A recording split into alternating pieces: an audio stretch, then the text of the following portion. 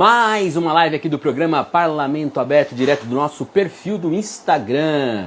O programa Parlamento Aberto, para quem não conhece, é desenvolvido pela Câmara Municipal de Piracicaba a partir de ações que envolvem a transparência pública, a participação popular, com inovação e tecnologia e também voltado à educação para a cidadania. Hoje, nessa edição aqui, 8 de abril, quinta-feira, né? 8 de abril já? Nossa, quinta-feira, 8 de abril de 2021, falaremos com o engenheiro florestal Germano Chagas, que é coordenador do projeto Corredor Caipira. Falaremos aqui de um tema que eu achei muito legal. Aproveito e já agradeço aqui e dou as boas-vindas ao meu amigo e colega de profissão, Rafael Bittencourt, que é o assessor, inclusive, lá do Corredor Caipira. Então, o tema eu achei muito legal. Vamos falar de transições agroecológicas do interior paulista. E a gente vai entender como isso funciona, todos esses conceitos, né? Muitas vezes parece que são conceitos muito técnicos, né? Que estão longe aí do conhecimento das pessoas, né? Que normalmente não tem relação com esse tema, mas na verdade são coisas que muitas vezes vocês podem não saber que sabem. E é isso aí, a gente vai trazer toda essa preocupação agroecológica, de recuperação de florestas, né, de fragmentação da floresta, os problemas que isso causa, e também está relacionado a essa necessidade das transições agroecológicas. E estamos aí com o pessoal que está entrando, aqui o Igor, que está sempre com a gente, valeu Igor, a Ruda, o Rafael Chalim, meu amigo, também está aqui, que eu sei que ele gosta de questões agroecológicas, está sempre muito ligado nisso, e a gente vai conversar com o Germano. Estou esperando o Germano aqui. Todo mundo que for entrando aí, sejam todos bem-vindos, todas bem-vindas. Vai ser uma conversa muito interessante aqui sobre essas questões agroecológicas, ambientais. E o bacana, né, que é um projeto vultuoso aí, que inclusive tem recursos da Petrobras, né, que são aí gestados pela FEALC. Então é um projeto muito sério, de muito vulto, que vai atender aqui pelo menos 13 municípios da região, né? Então é um assunto bem interessante. Estou esperando o Germano. Ele teve um probleminha lá na hora de fazer o teste, né? Que até brinquei com ele, que é o pessoal da área de engenharia florestal, é mais ligado em floresta, em trabalho de campo, muitas vezes não está acostumado aí a fazer essas coisas de lives, e que ele me falou, pelo que eu entendi, é a primeira live que ele está participando, né? Então, às vezes fica meio ali tentando entender como funciona, mas sei que o Rafa deve estar já em contato lá com ele para poder ajudar aí, trazer ele aqui para lá e para a gente poder chamar ele e começar o nosso papo. Lembrando que, claro, as lives do programa Parlamento Aberto, todos os dias, sempre a 1h da tarde, tá? E que se você também tiver interesse de mandar algum tema, alguma sugestão, estamos aqui à disposição. O programa Parlamento Aberto, ele é voltado para transparência e participação popular. Então se você, olha, eu acho que é legal a gente falar de tal assunto, manda pra gente, a gente está aqui à disposição. Pode ser diretamente aqui pelo nosso perfil no Instagram, mas também pode ser diretamente comigo, pelo meu e-mail da Câmara, né, que é o Eric com CH, então eric@câmarapiracicaba.sp.gov.br. Pode ser também diretamente nas nossas redes sociais, lá no Facebook também, por que não? Então assim, você pode também sugerir esses temas que a gente vai tratar aqui, né? Porque a nossa ideia é trazer temas gerais, assim, né? Sempre buscar gerar conteúdo e informação de qualidade aí, levando as coisas que estão acontecendo na cidade. Ó, o pessoal aqui, o Maurício também entrou, a Cláudia Ascencio também entrou. Sejam aí todos bem-vindos aqui na nossa live. Estou esperando o Germano. Daqui a pouquinho ele deve estar pintando por aí. Deixa eu ver aqui, ó. Tem pessoal me chamando Opa, tô com alguém me chamando aqui, mas agora eu não vou ter como responder porque mandou áudio. Aqui, Corredor Caipira. Isso. Vai ser legal, vai ser legal. Tô muito ansioso para essa live aí. Isso. Opa. E aí, Germano, beleza? Olá, boa tarde. Boa tarde, Henrique. Boa tarde a quem está nos acompanhando aí. Pô, Agradeço a primeira, oportunidade aí de participar do espaço. primeiramente, quem agradece a disponibilidade, a atenção, toda aí a agilização aí para você participar. Eu que agradeço aí que você tenha tido essa possibilidade de estar aqui com a gente. Desde que eu vi na imprensa, inclusive, a divulgação do Corredor Caipira, achei uma ideia espetacular, sensacional. E aqui dou também o crédito para o meu amigo Rafael Bittencourt e lá para a Cláudia Ascenso, que faz um trabalho magnífico de divulgação também. Não sei se você sabe, mas eu e o Rafa, a gente participa de um programa que agora tá no hiato aí, mas é um programa de rock, então a gente tem muito contato, sempre a gente conversa, lá o programa é rock da Educativa, estudamos junto na faculdade, então tem uma amizade aí de alguns anos aí que já remontam décadas, vamos dizer assim. E aí, cara, falar do Corredor Caipira, aquilo que eu estava falando para você no teste, né? E eu estava falando aqui um pouco antes de você chegar. As pessoas, nossa, que é um corredor caipira, né? Um corredor dentro da ideia mais técnica. E aí eu queria que a gente começar que você explicasse esses conceitos.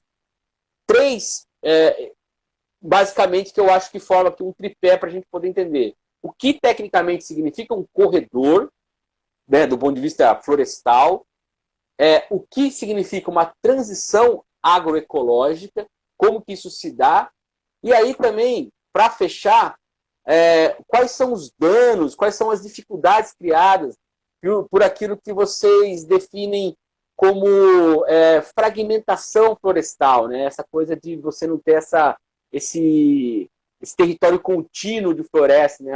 Tudo que ele causa aí dentro da fauna e da flora, né? Legal. Então, começando um pouco, né, eu gostaria de antes só contar um pouquinho da história desse nosso projeto, né, que a gente começou a elaborá-lo já em 2017. Nós fazemos parte de um núcleo de cultura e extensão em educação e conservação ambiental da Exalc, e esse projeto ele veio sendo elaborado para estruturar todo um processo de agroecologização do município de Piracicaba e da região. Então, em 2018, a gente teve uma oportunidade, né, de submeter essa nossa proposta a um edital, que foi o edital da Petrobras Socioambiental, e nós fomos contemplados em 2019 e começamos o projeto recentemente, agora no final do ano de 2020, né? Então, nós tínhamos, né, nós trazemos esse tema do corredor caipira no sentido de buscar o que a gente chama de conectividade da paisagem, né? Então, como a gente sabe, a região aqui de Piracicaba, mas não só aqui na região de Piracicaba, né, o estado de São Paulo como um todo, e mesmo a nível nacional, a ocupação humana com a agricultura naturalmente resulta num processo de desmatamento que faz com que as áreas florestais fiquem isoladas em alguns refúgios, né, algumas ilhas, que ficam sem conectividade umas com as outras. Então, o fluxo, tanto de semente de uma área para outra, né, desses fragmentos remanescentes, quanto de animais, mesmo aves que têm a capacidade de voar um pouco mais longe, né, do que animais terrestres, acaba ficando limitado. E com esse processo desse isolamento e dessa falta de conectividade, vai acontecendo um processo de endogamia, de reprodução apenas desses indivíduos nos fragmentos, apenas dentro dos próprios fragmentos. E a tendência a longo prazo é que mesmo esses fragmentos remanescentes vão tendo um processo de deterioração da biodiversidade e eles tendem a acabarem também. Então, é muito importante a gente pensar em corredores que possibilitem a conectividade entre fragmentos isolados. Então, é nesse sentido que existe esse conceito de corredores ecológicos, que promovem a conexão entre fragmentos.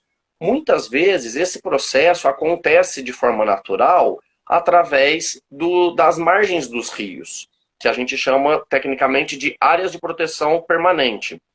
Então, por vezes, quando as margens dos rios estão conservadas, elas acabam fazendo essa função de corredores ecológicos, O que a gente tem percebido é que com o avanço da agricultura, muitas vezes essas áreas de preservação permanente não têm sido respeitadas.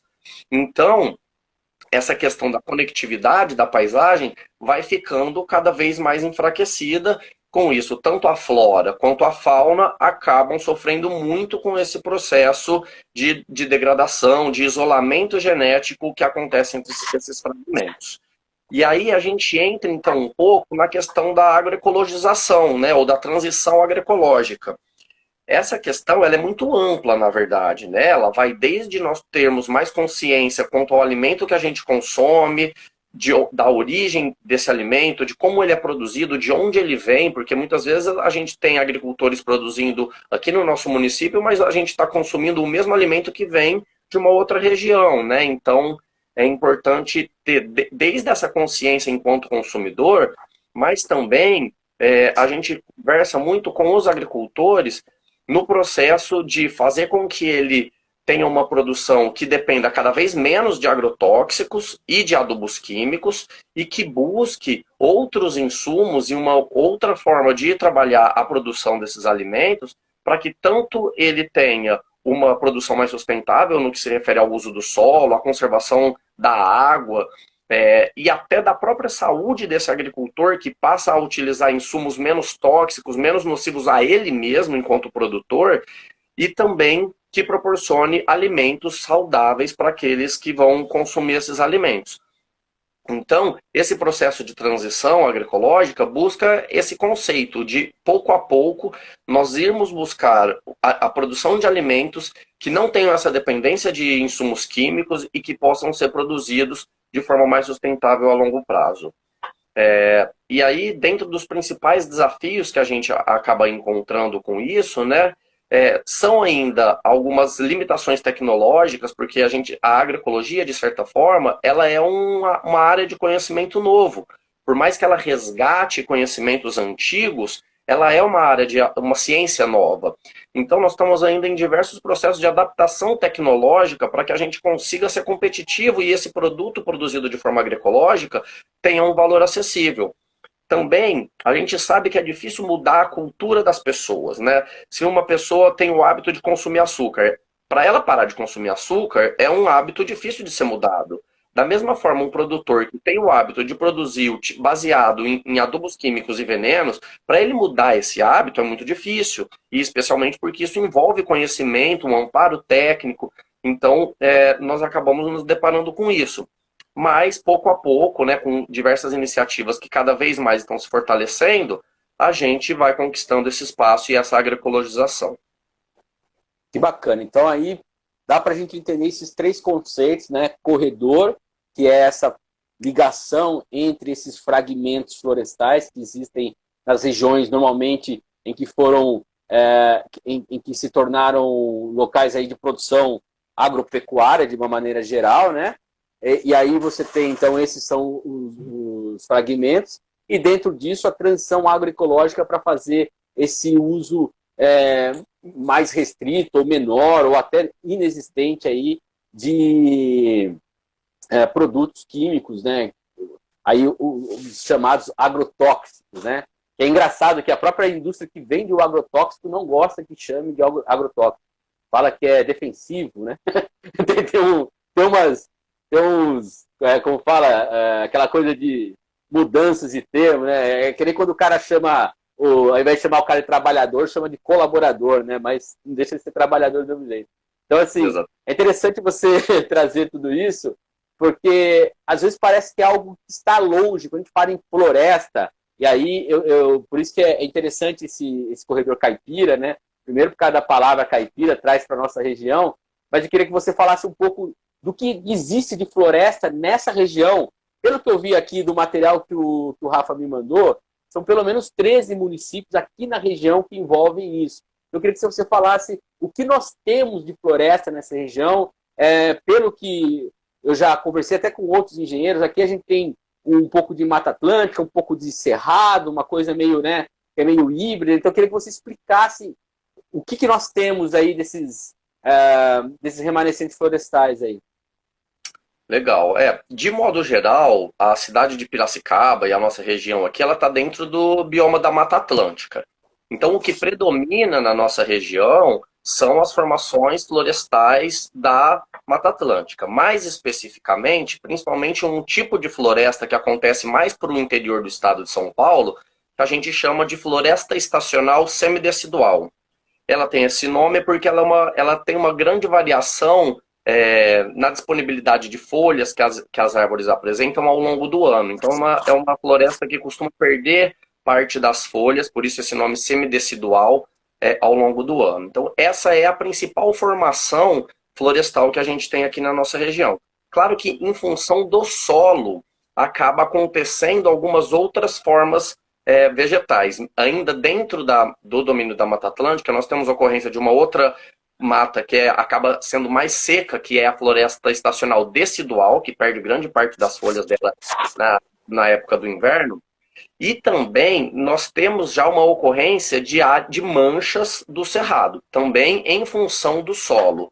Principalmente a ocorrência a variação do pH, o teor de alumínio. Isso faz com que algumas espécies, né, que predominam na Mata Atlântica não ocorram nessa região, e com isso a gente acaba tendo uma formação mais de cerrado. Essa formação é muito fácil de ser visualizado quando a gente pega aqui a estrada mais para os lados de São Pedro. Indo para o lado de São Pedro, a gente começa a ter de forma bem evidente umas espécies que são muito típicas do cerrado, como o barmatimão, por exemplo. Então, essa formação acontece em função de uma questão de solo, porque o clima acaba mudando muito pouco entre a nossa região de Piracicaba e a região de São Pedro. Então, essas oscilações acabam ocorrendo principalmente em função do solo, né? Mas, como eu havia dito, né, nós estamos cada vez com menos remanescentes florestais, então vai ficando realmente difícil das pessoas perceberem essas vegetações, porque elas acabam ficando realmente isoladas na beira de rios, em algumas reservas legais das propriedades agrícolas que são um pouco maiores. Então, acaba às vezes sendo difícil para quem não tem esse olhar mais técnico visualizar e distinguir um pouco esse tipo de formação aqui na nossa região. Os principais remanescentes que nós vamos ter aqui, né, nessa região são algumas matas que ficam na borda da cuesta, que ocorre, né, toda aquela serra que a gente chama de Serra de São Pedro, Serra ali de Charqueada. Nós temos ali alguns remanescentes. Nós temos lá na região ali de Santa Maria, de Anhembi, a região do Tanquã, que é uma parte alagada, mas que tem algumas matas ali no seu entorno. Uma reserva particular do patrimônio natural que fica nessa região também próximo ao Tanquã, que chama Barreiro Rico, que são ainda alguns remanescentes florestais que a gente tem maiores aqui na nossa região. Legal, bacana. Ó, pessoal, para vocês terem uma ideia do Corredor Caipira, né, para a gente só para saber qual a região que a gente tá falando.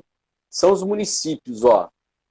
Avaré, Analândia, Bofete, Botucatu, Charqueada, Corumbataí, Guareí, Ipeúna, Itatinga, Itirapina, Pardinho, Rio Claro e Torre de Pedra, é isso? Além de Piracicaba. Isso, o projeto ele tem, né, entrando um pouco dentro então das metas, dos objetivos do projeto. Exatamente, aí que eu ia falar. A gente tem essa região toda, aí eu queria que você falasse como que isso vai ser estruturado, como que isso vai ser trabalhado, quais são aí as metas que vocês estão atuando. O projeto ele tem diferentes metas e cada meta tem diferentes abrangências, né? Então, essa lista de municípios que você citou, que envolve 18 municípios, nós vamos atuar principalmente fazendo um diagnóstico da paisagem desse território, identificando áreas que são prioritárias para o processo de reflorestamento. Dentro dessa região, tem muitas áreas que são prioritárias para a recarga de aquíferos e para a própria conservação da biodiversidade, como eu já vinha falando. Então, nós vamos fazer uma análise de imagens de satélite, identificando pontos prioritários para a conservação e para a recuperação das florestas dentro desses municípios que você citou. Mas por uma limitação, tanto de recurso quanto de logística,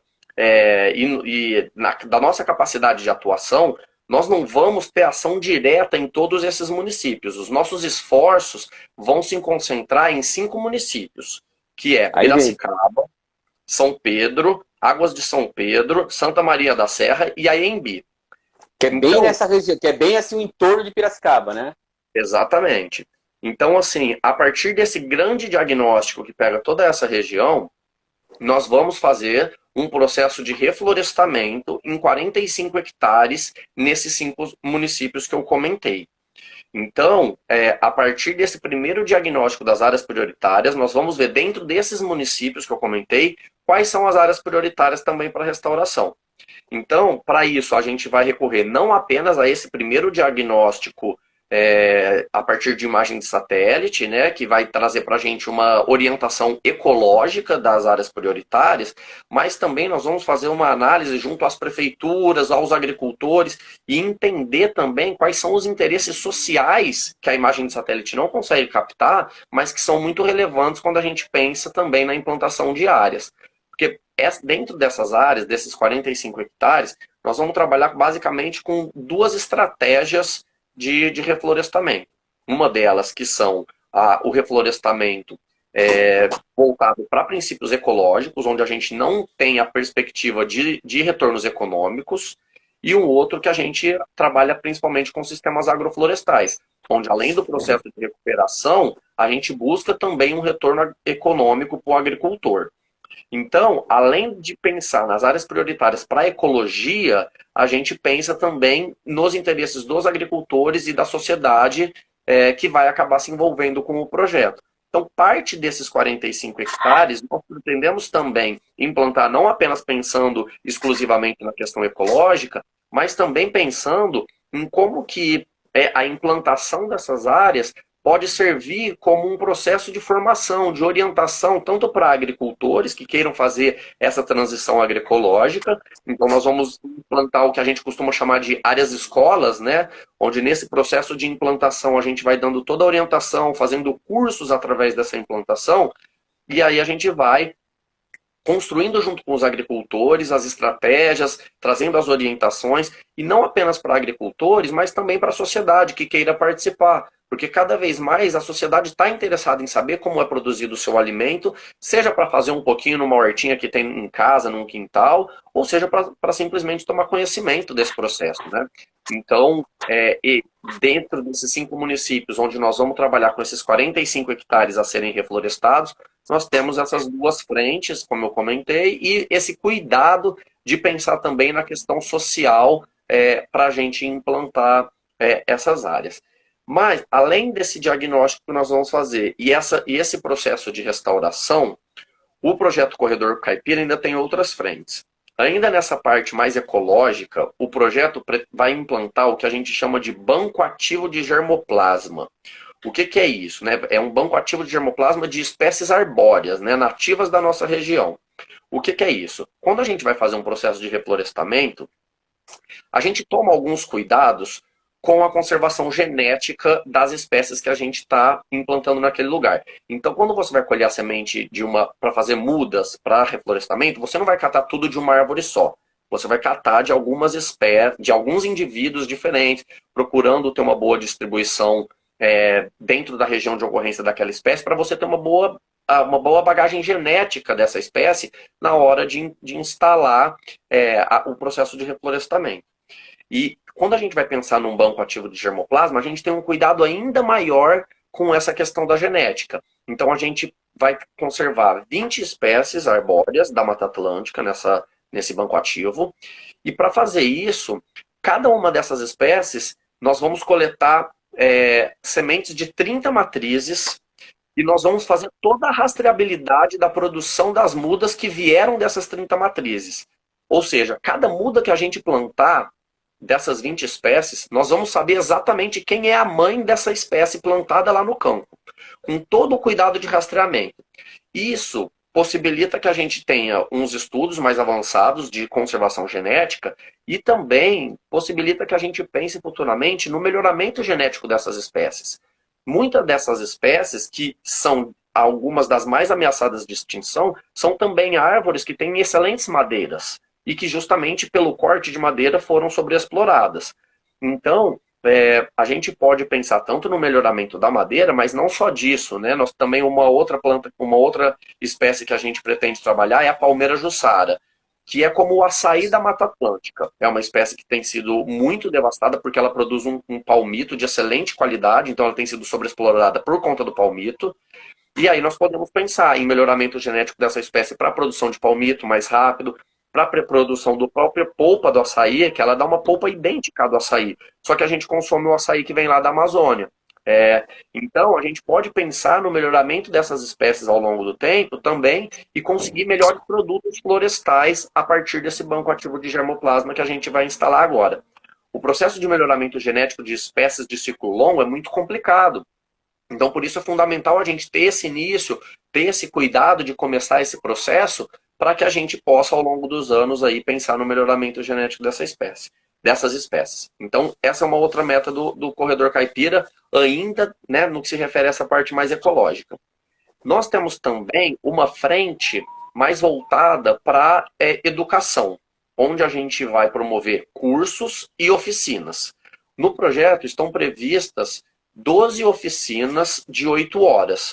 Uma primeira já ocorreu de forma online, né, que foi o que a gente chamou de Cursa das Mulheres, talvez algumas pessoas aqui tenham até acompanhado. Foi um evento muito interessante, nós tivemos o acompanhamento de mais de 100 pessoas no momento, e contou com a participação de mulheres que têm engajamento na agroecologia e na questão cultural aqui de Piracicaba. Então, assim como já nós tivemos essa primeira oficina, nós vamos ter 12 delas ao longo de todo o projeto. E ainda estão previstos 4 cursos continuados, né, de uma carga horária de 80 horas, cada um desses cursos. Também pensando nesse processo de agroecologização do território. Cada um desses cursos, claro, vai ter um público específico e alguma abordagem específica dentro desse contexto amplo que é a agroecologia. Então, o primeiro curso a gente está começando a construir. A nossa ideia é fazer ele voltado principalmente para educadores, né, para professores, coordenadores de escola, porque a gente entende que esse público, eles têm um potencial de multiplicar, né, eles são multiplicadores. E a gente, conversando com professores, eles, por sua vez, vão conversar com outros estudantes, e a gente tem aí um processo que a gente valoriza muito, que é a de formação de formadores. Então, esse primeiro curso está sendo desenhado para esse público. E os outros 3 ainda vão ser construídos, né, ao longo da gestão do projeto. Nós estamos, como eu comentei, ainda num momento inicial do projeto, e ao seu tempo a gente vai identificando temas que são relevantes junto à comunidade, junto às prefeituras, para que a gente possa fazer o que a gente preza, que é uma construção participativa. Então, ao longo do próprio processo do projeto, a gente vai identificando temas relevantes, públicos interessados, e vai construindo. E, por fim, uma quinta frente assim, do projeto é a articulação de políticas públicas. A gente pensar como é que a gente pode fortalecer o poder público, fortalecer as iniciativas que já estão em andamento e auxiliar, orientando para a implementação de políticas públicas e o engajamento da sociedade da região na política pública que tange a questão rural e de meio ambiente aqui na região de Piracicaba. Então, de modo geral, essa é a frente do projeto. Essas são as frentes do projeto. Que bacana, cara, que bacana. Que é muito abrangente. Então, só para a gente reforçar, o projeto ele se dá diretamente então, nas cidades de Piracicaba, São Pedro, Águas de São Pedro, Santa Maria da Serra e Anhembi. É como se fosse para a região norte ou noroeste, né? Noroeste de Piracicaba, né? Mais ou menos. Exato. Ali. No noroeste da cidade. Então, é como se fosse né, uma extensão até essa região. E também vai atingir aquelas outras cidades, né, de uma forma mais indireta, né, que são os outros 13 municípios que eu citei aqui, que é Avaré, Analândia, Bofete, Botucatu, Charqueada, Corubataí, Guareí, Ipeúna, Itatinga, Tirapina, Pardinho, Rio Claro e Torre de Pedra. Então, é muito legal. Achei, assim, você foi falando, eu falei, caramba, que abrangência. E uma abrangência tanto no aspecto, assim, ambiental, que é o objetivo, né? Que é essa transição agroecológica, mas também, para chegar nesse aspecto ambiental, uma leitura muito ampla sobre todos os fenômenos sociais aí que acontecem quando você chega com uma ideia nova, dentro de tradições aí agrícolas, que muitas vezes as pessoas não têm, né? E aí precisam aprender, precisam entender como é, né? E aí eu queria, dentro dos cursos, eu só queria entender como que vai ser, como é esse contato com o produtor, né? Já que a gente está falando desses ensinamentos, né? Quais são, como que vai ser essa abordagem com o produtor, né? De que maneira vai ser? Porque como a gente vive numa situação e é da terra que se tira alimento, você tem que produzir alimento, né? É claro que dá para você produzir como agricultura orgânica, familiar e como a agricultura de extensão e tudo mais. Depende mas você tem que produzir de alguma maneira, né? Então eu queria saber como que vai ser essa abordagem com o produtor mesmo. Ah, legal. Muito interessante essa questão, né? Porque é, é fundamental você ter um envolvimento participativo e cuidadoso na hora de conversar com os agricultores, né? Então, o que a gente pretende fazer é como que uma bola de neve. A gente até usa esse termo. Então, a gente começa procurando alguns pontos mais centrais, como, por exemplo, as próprias prefeituras, Secretaria de Agricultura, Secretaria de Meio Ambiente, algumas lideranças de bairros, de associações ou cooperativas de agricultores, né? Então a gente começa procurando, vamos dizer assim, por alguém que seja um guarda-chuva desses agricultores. Então, a partir daí, a gente vai divulgando o nosso projeto, vai trazendo um pouco dos princípios, até através daqui, né, essa oportunidade de a gente poder falar com a sociedade aqui da região, e nós vamos divulgando o nosso projeto. E aí nós vamos abrindo a oportunidade para os interessados. Nós não temos nenhuma pretensão de querer fazer um processo de reflorestamento de alguém que não tem interesse, né? Então, isso tem que estar muito dentro do agricultor, tem que estar com uma vontade realmente nata dele de querer fazer um processo de reflorestamento ou de transição agroecológica no seu sistema de produção, né? Então, essa é um pouco do nosso método, né? Primeiro, a gente já até começou algumas conversas, né? E é curioso porque flui de uma forma muito natural. A gente começou algumas conversas, a gente fez já uma conversa com a Secretaria de São Pedro e de Águas de São Pedro, por exemplo. Então, por mais que Águas de São Pedro não tenha território agrícola, eles já ficaram super interessados em implantar uma área demonstrativa dentro do próprio município, que eles têm um horto, e para a sociedade poder ficar sabendo disso. No município de São Pedro, que tem daí o território agrícola, também já começou ali numa reunião que nem era a pretensão pensar em pontos de implantação do projeto ainda naquele momento, já começa a fervilhar, já começa a ter sugestões, olha, tem tal agricultor aqui que tem potencial, vocês deviam falar com ele, tem uma horta lá sendo implantada em um outro lugar, começa também a trazer a própria secretaria, a própria prefeitura, né, pela demanda do abastecimento de água, começa a sugerir algumas áreas que são prioritárias. Então, pouco a pouco, a gente vai ficando sabendo quem são os agricultores que têm o perfil, né, que podem ter interesse em participar do projeto. E aí a gente vai, ao seu tempo, né, porque agora a gente ainda está nessa primeira etapa de construir o diagnóstico, de começar as reuniões de articulação, de começar a divulgar o nosso projeto para que ele realmente tenha, para que as pessoas tenham oportunidade, né, e fiquem sabendo do projeto.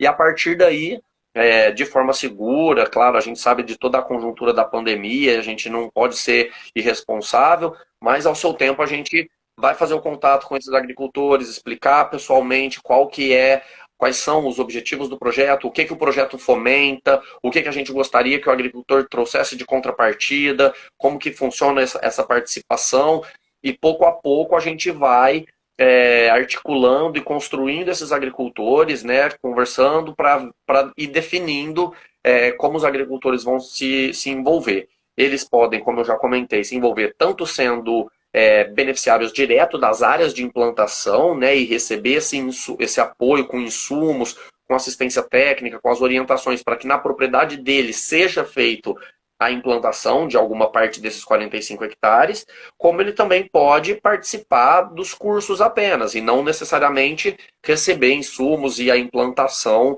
de uma parte desses 45 hectares. Então, os agricultores podem participar dessas duas formas. E aí, só frisando uma questão, que a nossa implantação desses 45 hectares se limita a esses 5 municípios que a gente comentou. Mas a participação em cursos não se limita. Então, pessoas de fora desses municípios, até de fora dos 13 municípios, podem entrar em contato com a gente através aqui do Instagram, através das nossas redes sociais, e manifestar o seu interesse que a gente vai avaliar a possibilidade do máximo de pessoas participarem. Com a pandemia, a gente tem uma dificuldade de fazer as coisas presencialmente. Isso é muito triste, porque a gente sente falta, né, desse contato, do olho no olho, né, dos abraços com as pessoas queridas, mas mesmo de um aperto de mão de pessoas que a gente não conhece, né, e a gente sente a falta desse contato. Mas, por outro lado, a realização desses cursos de forma online possibilita que mais pessoas participem, né? Então, facilita muito essa logística. A gente fez essa live, essa prosa das mulheres, né, no formato de como uma live, como isso que a gente está fazendo agora, e tiveram pessoas do Acre participando, né? Então, assim, favorece muito a participação. Eu estou frisando isso porque a gente já teve contato, né, da prefeitura de Saltinho, que manifestou interesse, a prefeitura de Charqueada, até pessoas de São José do Rio Preto entraram em contato com a gente, porque ficaram sabendo, né, como vocês devem ter visto aí, a gente tem uma equipe de comunicação que está fazendo um trabalho muito bem feito de divulgar o nosso projeto, e com isso as pessoas vêm perguntar se podem participar, como que a gente pode como que eles podem se envolver, e se o projeto pode levar benefícios até eles. Então, eu gostaria de deixar claro isso, né, que com os cursos e com as oficinas, que vão acontecer, pelo menos a princípio, de forma online, a gente possibilita uma participação mais ampla, né, não se limitando a esses municípios que a gente tem comentado aqui. Que legal, cara. Nossa, estou muito empolgado em escutar você falar, porque, meu, é muito... parece que é algo que é tão possível, né, de acontecer e disso trazer os benefícios, né? E você falou de pandemia, até vou sair um pouquinho da pauta, eu não tinha colocado essa pergunta em pauta aqui. Mas a gente fala de pandemia, mas a gente esquece, né, que a pandemia ela foi causada por avanço da malha urbana na zona rural, né? Ela, pelo que se estuda, pelo tudo que já foi divulgado sobre o coronavírus, por exemplo, né? Essa relação, esse descontrole que há da invasão dos ecossistemas e tudo mais, né? Então, por que eu estou citando isso, cara? E veio isso na minha cabeça. Eu queria que você falasse um pouquinho dessa importância para a saúde sanitária, que é o cuidado da floresta, dessa região. Porque nós estamos falando assim, de regiões florestais, como desde o início estamos colocando, são muito próximas à nossa cidade. São regiões que, por exemplo, o pessoal que anda de bicicleta e sai andar de bicicleta pela zona rural, passa em todas as regiões que você falou. Você passa ali na Serra de São Pedro, aqui na região do Serrote, aqui, você vai andando, você está, entre aspas, em regiões que tem uma remanescente florestal, né? Eu queria que você falasse um pouquinho de como que isso reverte em termos de saúde para a questão sanitária do município também, né? Essas questões, elas são muito importantes, né? Porque a presença dessas, elas trazem diversos benefícios que a gente acaba chamando de serviços ecossistêmicos para a sociedade. Só que, por vezes, a gente acaba não se dando conta porque não é algo tão direto. É algo que acontece de forma mais difusa. Mas uma forma muito clara de a gente perceber isso é que, assim, acho que se as pessoas não forem muito novas, elas vão perceber que a vida, o planeta está ficando mais quente, né? A gente vê que cada vez os invernos eles estão mais amenos, mais brandos, e o verão está ficando mais quente. Então, esse processo de alteração, de mudanças climáticas, é algo que acontece muito em decorrência de redução de florestas. A própria umidade do ar no inverno, que vai ficando muito seca, as oscilações de temperatura, de noites que ficam muito frias e dias que ficam muito quentes, todo esse tipo de questão influencia na vida das pessoas, na saúde, na capacidade do nosso sistema imunológico, né? Então, essas oscilações climáticas acabam influenciando na gente. E é até curioso, porque isso tem muito a ver com problemas respiratórios, né? A baixa umidade do ar, o clima ficando seco tende ao ar ficar mais empoeirado, porque as partículas ficam em suspensão, as partículas sólidas ficam em suspensão mais facilmente. Então, tudo isso tem uma interferência também nas vias respiratórias, e isso está completamente ligado às consequências do coronavírus, né? Então, tem essas questões. Ainda, essa redução da área florestal também acaba tendo consequências na qualidade da água, porque não tendo essas bordas dos rios florestadas, essas áreas que funcionam como filtros para erosão, para carregamento de águas e de agrotóxicos e outros contaminantes da água, a redução dessa floresta na borda dos rios acaba levando tudo isso para a água e, consequentemente, contamina a água que, eventualmente, a gente vai precisar para abastecimento urbano.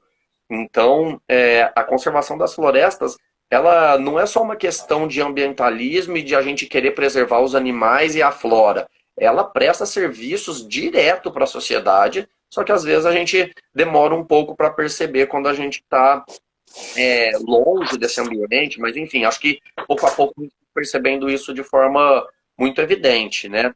E ainda, né, se você me permite falar um pouco dessa questão da agroecologização no contexto da pandemia, né?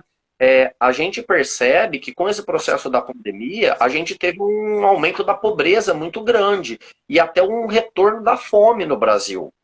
Né? A gente entende a importância de ficar em 19 isolamento. milhões de pessoas hoje estão passando fome no Brasil, né? Exatamente. É muita gente. E a gente entende a necessidade, a importância de a gente ficar em isolamento, ficar em casa, né, dentro do possível, mas muitas pessoas não têm a necessidade, o básico para conseguir se manter dentro de casa, né, e estão passando muitas dificuldades. E nesse processo, né, a agroecologia vem para buscar estratégias mais humanas de desenvolvimento territorial, de igualdade social, né, e que a gente possa proporcionar a essas pessoas que estão aí menos assistidas, né, em condição de maior vulnerabilidade, alimentação de boa qualidade, né, o envolvimento, a geração de renda dessas pessoas, que por vezes elas estão no campo também, né? Então, essa é outra frente importante de a gente pensar nessa questão das matas e da agroecologização dos territórios. Perfeito, Germano. É muito interessante isso que você fala, das pessoas conseguirem entender que quando fala de agroecologia ou de transição agroecológica, não estamos falando de um mero devaneio ecológico, não, existe uma instrumentalização, isso ele age diretamente na saúde da cidade, na saúde das pessoas, né, na qualidade da água. Você falou uma coisa que eu acho fundamental, né? Inclusive Piracicaba aprovou há 2 anos aí o plano diretor do município, e nós temos já uma perspectiva muito complicada em torno da nossa segurança hídrica por conta do avanço da malha urbana ali para a região norte, novamente, indo lá para São Pedro, inclusive com a possibilidade de fazer loteamentos próximos aonde se capta água lá no Rio Corumbataí. Piracicaba já tem esse problema, inclusive identificado pelo próprio poder público. Então, o que nós estamos falando aqui não é simplesmente aquela coisa do que se costuma dizer do eco-chato. Não, existe um problema que é palpável, né? Inclusive, tem até dentro do plano diretor ali a área de proteção hídrica que fica na região dos Marins ali também, porque se observa a possibilidade de captar água lá, mas já adianto para todo mundo, a captação de água no Marins é muito menor do que a capacidade do Corumbataí. Não é bem assim, não é que vamos lá, tem uma outra região, vamos lá, pega água e acabou. Não é bem assim, não. A gente sabe que é muito mais complicado. E você falou da alimentação, que eu acho que é um ponto que nós temos que entrar também, e isso estava na pauta. O que esse trabalho de transição agroecológica significa em termos da segurança alimentar do município, né? Você falou no início da nossa conversa que muitas vezes a gente vai comprar alimento que vem lá de fora, lá, né, vem, sei lá, de Minas Gerais, às vezes da Bahia, e aqui você poderia ter essa produção. Dentro do projeto que vocês estão desenvolvendo, vocês têm essa perspectiva em torno do que se pode ter de segurança alimentar aqui para a cidade, para essa região? Sim, com certeza, né? Quando a gente pensa nesse processo, né, da transição agroecológica, a gente está pensando em trabalhar especialmente com a produção de alimentos, né? Então, a gente visa conversar com os agricultores para que essa produção de alimentos saudáveis seja produzido e estimulada aqui no território de Piracicaba. Uma questão também importante que a gente pensa, né, de como que a gente deve proceder para conseguir uma maior conscientização das pessoas de Piracicaba em se antenar com quem eles compram, aonde eles compram, para que eles procurem comprar os alimentos de regiões mais perto, né, das proximidades daqui de Piracicaba. No mês passado, inclusive, foi organizado a primeira reunião do Fórum Permanente de Gestão e Planejamento Territorial Sustentável aqui de Piracicaba. Nós, através de outras pessoas da equipe, né, o projeto Corredor Caipira fez parte, e está sendo construída uma proposta muito interessante, justamente de fortalecer as hortas urbanas, por exemplo, que é uma estratégia muito interessante. A gente vê diversos terrenos, de certa forma, sem utilização e que poderiam ter algum proveito nesse sentido de produção de alimento, e não só pensando na produção de alimento, mas na geração de renda para diversas pessoas que também estão aqui no município precisando disso, né? Então, foi feito esse primeiro fórum, que foi uma iniciativa muito, muito interessante. Como eu comentei, dentro das metas do projeto, a gente tem essa intenção de participar, de auxiliar na construção de políticas públicas, né? De tentar amparar o poder público, ou mesmo outras iniciativas não governamentais, nesse processo de agroecologização. E a partir desse primeiro fórum, a gente tirou, né, como encaminhamento a elaboração de uma proposta que justamente, como eu comentei, fortaleça essas iniciativas de produção de hortas urbanas. Num primeiro momento, a nossa intenção é fortalecer essas iniciativas, e num segundo momento, a gente gostaria de pensar como que a gente pode estimular ainda mais o município de Piracicaba, que já faz a aquisição de produtos para a alimentação escolar, né, através do Plano Nacional, do Programa Nacional de Alimentação Escolar. O município já compra alimentos dos produtores daqui da região, mas como que pode se aumentar ainda mais a participação dos agricultores da região na produção de alimentos que sejam destinados para merenda? Porque, por mais que isso aconteça, ainda é só uma parte da merenda que é adquirida com os alimentos produzidos aqui na nossa região.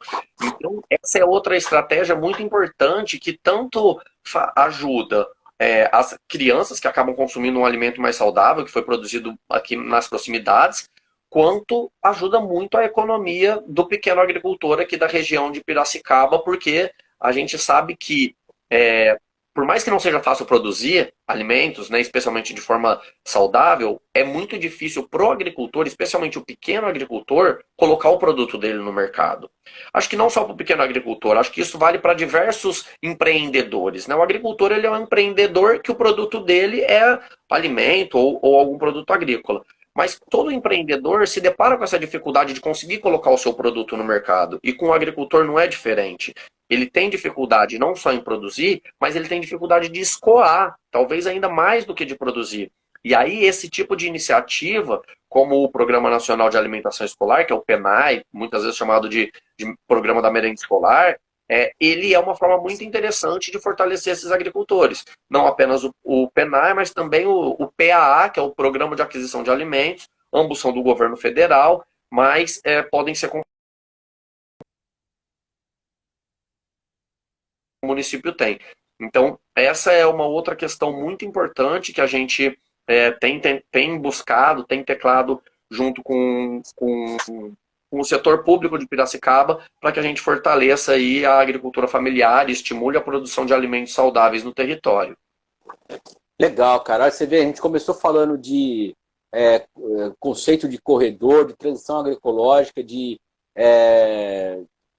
remanescente florestal, e a gente chega no município, a gente chega para falar dos alimentos. Eu acho que isso é importante a gente colocar nesse contexto, então, tudo que está relacionado ao corredor caipira, né? Então, não é simplesmente você recuperar uma área, você recuperar uma área e que essa área recuperada e bem gestada do ponto de vista né, da agricultura ali, também da parte florestal dela, ela pode gerar, né, produtos de qualidade. Aí também, qualquer dia eu vou ver se eu consigo chamar a ex-vereadora, que hoje é secretária de Agricultura e Abastecimento. Eu acho que entra muito a questão aí dos varejões também, o fortalecimento dos varejões, que já foi criado lá no passado justamente por conta disso, de fazer esse escoamento, mas hoje aí a gente tem que rever até alguns aspectos em torno disso, né, de como trabalhar isso melhor para dar essa possibilidade aí desse escoamento de alimentação, de alimentos. E, Germano, estamos com quase 50 minutos já de live, infelizmente o nosso tempo é curto aqui pelo papo, né, pelo que significa. Só para a gente não perder de informação, como a gente falou no começo, tá? O projeto ele tem o financiamento da Petrobras, né? Dentro do edital que você explicou, mas ele é realizado pela FEAL, que é importante que fique claro aqui, Fundação de Estudos Agrários de Luiz de Queiroz, e pelo Núcleo de Cultura, Extensão, Educação e Conservação Ambiental, o NACE-PETECA, isso, né?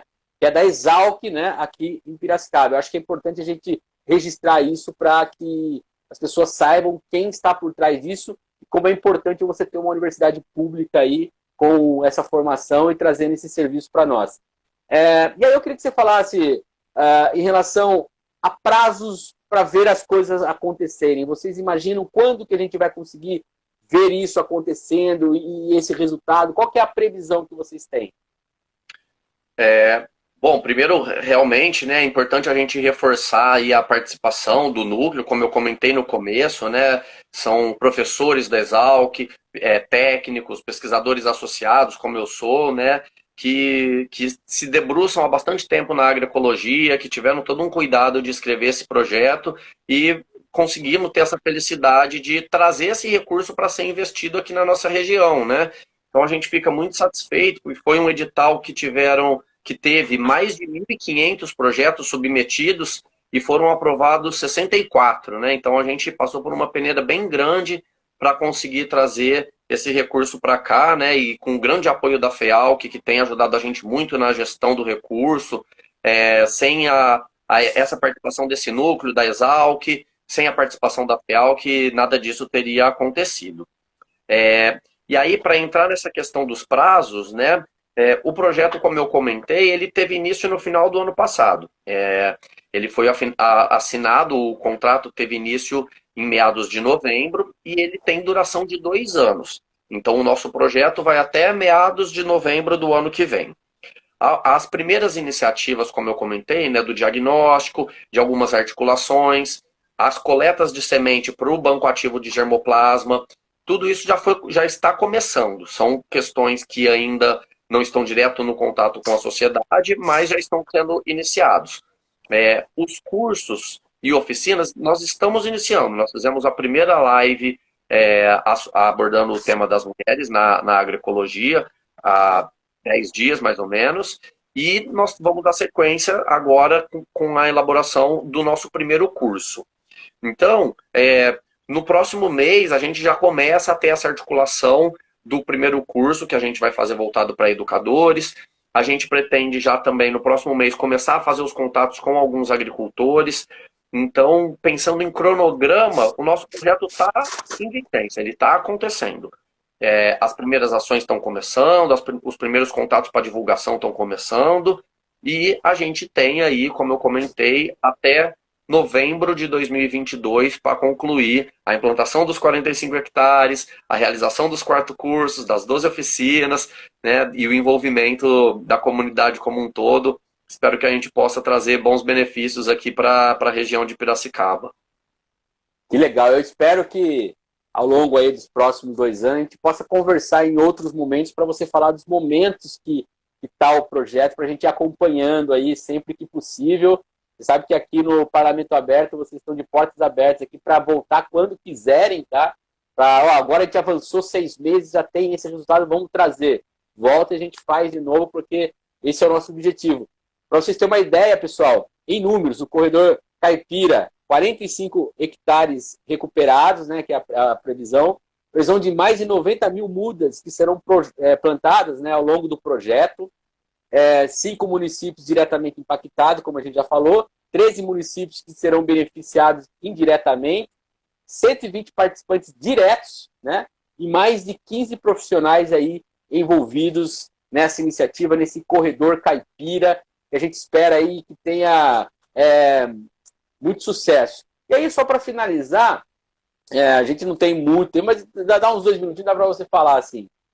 Você falou da atuação do poder público, né? O Parlamento Aberto é da Câmara de Vereadores, e acredito que a Câmara também tem um papel fundamental. Aí eu queria que você só falasse para mim, porque assim, foi aprovado dentro do plano diretor o capítulo do Programa de Desenvolvimento da Zona Rural, né? Se isso, de alguma maneira, ele também contribui em termos legais para vocês poderem trabalhar essas atividades do Corredor Caipira. Não, com certeza, né? O Plano Municipal de Desenvolvimento Rural Sustentável, ele tem diversos elementos que fala sobre a agroecologia, né? Então, a gente vê, mesmo no próprio plano diretor, existem princípios de desenvolvimento de sustentabilidade. Então, existe a intenção muito clara, né, do poder público de fomentar essa transição agroecológica aqui na nossa região.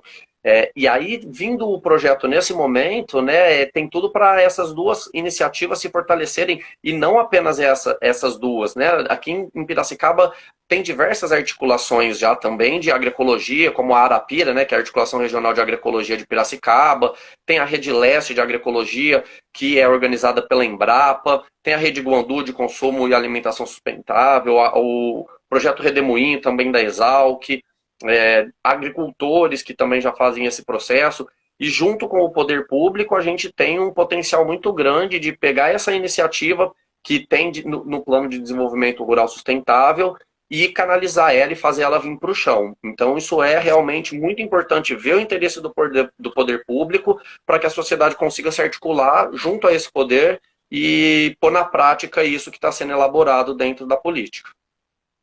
Que legal, bacana.